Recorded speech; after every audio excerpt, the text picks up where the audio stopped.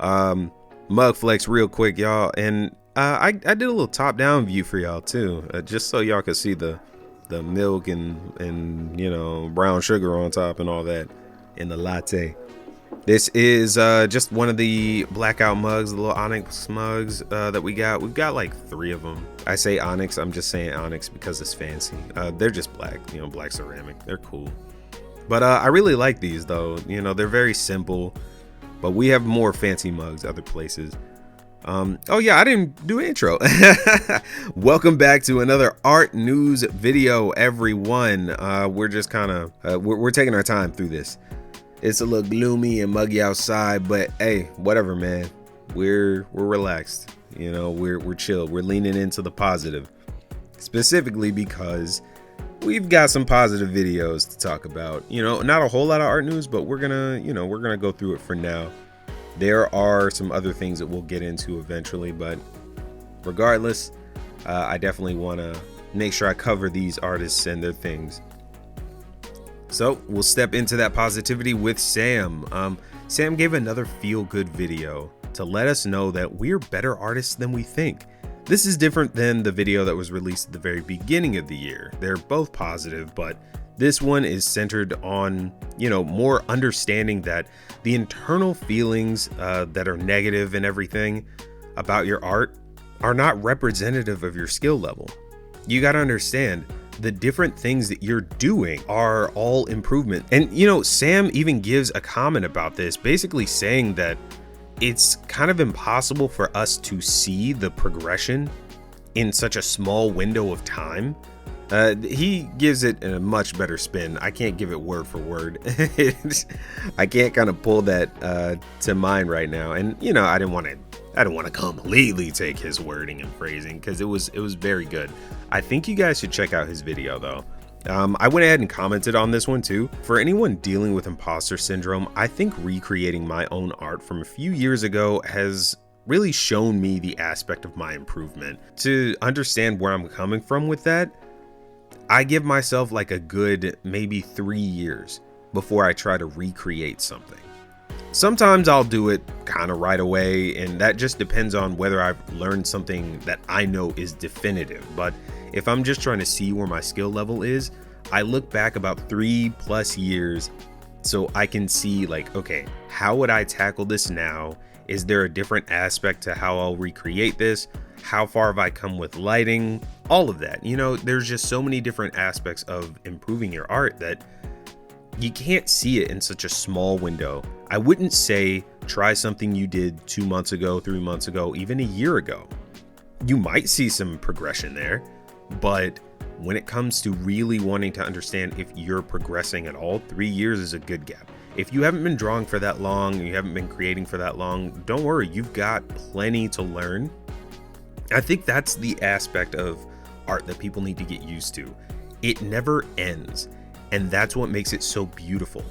You'll never have nothing to learn when it comes to creating art. And you know, I love that. I love the fact that this journey is so specific to everyone. Sam gives us a good step into looking at all of these different things, so give his video a watch and just take in some of that feel-good art info. Next, we've got Adam. So Adam's next video is about what happens when you get stuck trying to please everyone. He really expresses the reality of how being adaptable is valuable as a skill set, but shouldn't overtake your work. Professionally, you want to be easy to work with. You know, you don't want to be that guy that thinks that they're better than everyone, but you don't want to be a people pleaser either. There's a fine line there that you should be able to walk. It's a little difficult when you're starting because you want to be able to make sure you're getting work and make sure that all of these different things are happening for you. And Adam gives pretty good examples of this compared to maybe his own life and other people that he's known. And, you know, he shows how that creeps into thinking that like you have to bend all the time. But realistically, it's not an all the time thing. When you're starting out, you get a grasp on what you can and can't say no to, but you're probably going to say yes to a lot of everything. It's okay to realize at a certain point that certain things just aren't for you. So, be open to that. Watch Adam's video, see what he has to say about it, and take in that message. Next, we are talking about Antonio, and Antonio took a crack at drawing Alphonse Elric from Full Metal Alchemist purely from imagination, and it turns out beautiful. Don't know what we expected, but it came out a lot better than I was thinking. For whatever reason, I didn't think he was gonna, put as much effort into it as he did. But of course, he uses his usual breakdown process. If you've watched Antonio's videos, you're familiar with that, but he gives us a quick breakdown. Like we've heard from all the other artists that we watch, the first step is to break down the form into shapes. Antonio studies this in depth, step by step, and gives us a full commentary while he's breaking down what the form and shape of Alphonse Elric is. This is essential when drawing from imagination. He gets the puzzle pieces and the study down and dives right into creating the art. He seemingly starts with a combination of gesture drawing and continuous line drawing to, understand the form that his art, his own piece, is going to be. Then he cleans up the sketch by using those shapes that were established earlier before finalizing it with a rendering. I think this is great, and this was really good, to showcase the character and to showcase the process in which you can create pretty much anything out of imagination. It doesn't mean that you're just going to sit down and draw something right away. Really, if you're accurately trying to capture something, there is a study aspect to it first. So you really got to figure that part out before you can start just creating things.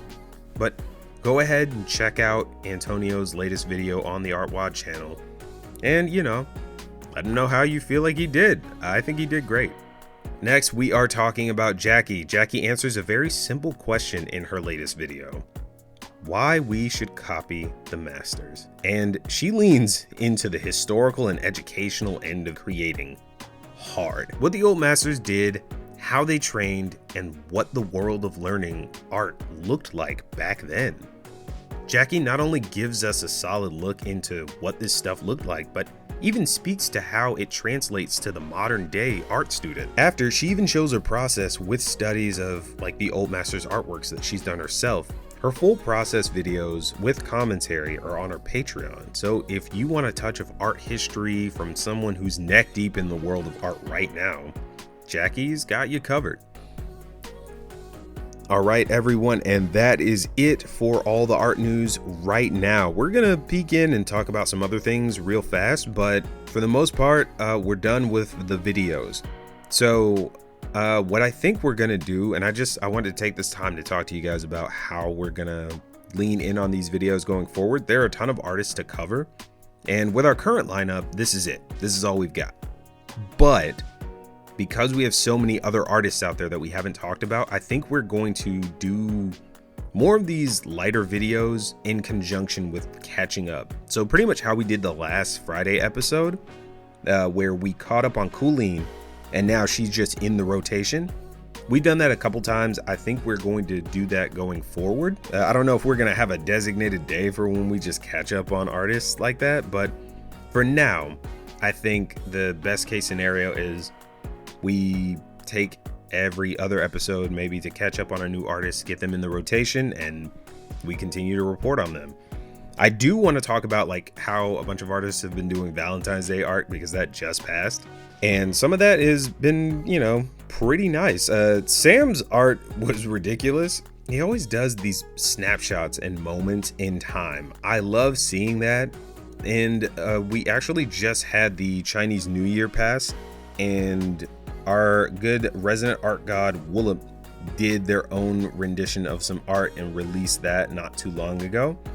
Also, Ilya Kushnov has been posting some recent art on Instagram that's been great. It's, like I said, I don't think they sleep. I'm not gonna lie to you, they post all the time. So I don't know, we're gonna keep reporting on all of that stuff, and I think we're actually gonna talk about some DTIYS's. You know what? We're in the outro. Screw it. let's go to some DTLASs and see what we've got here. Searching through this, let me turn down the volume just in case. I'm not trying to get hit with no copyright. But yeah, so we're kind of scrolling through. I'm trying to see if there are some newer DTLASs that have just been posted. These are all old. Sheesh. There's got to be a channel with current DTLASs going on. Oh, draw this challenge. Here we go. So we are on Draw This Challenge's IG. We're on their Instagram, and they've got a couple different people that have posted some artwork. But we've got a couple DTLASs that are here, like Antofonts right here. Heizoishi? Man, I really got to try these people's names before I get in here and start just talking about things. But we've got a few that have popped out of January and into February. Some of these have already passed, like this one by Art by Oceana. This ended February 2nd, but hey, this is a good place to kind of dive in. Hey, DTLAS by Rocco. Look, Rocco's doing some more stuff. So Rocco Pisani is an artist that I talked about probably like 2 years ago. And I really like how his art has kind of continued to evolve. It's still that same style, but I think the finishing and, different things from the rendering have definitely improved over time. I love how the lips and the hair look. They're so distinct. Either way, we're going to lean in and talk about some more DTLASs that we come across. So I'm probably going to keep watch of Draw This Challenge's IG, as well as some other ones, to see if I can, get a good grasp on who's doing some DTLASs right now.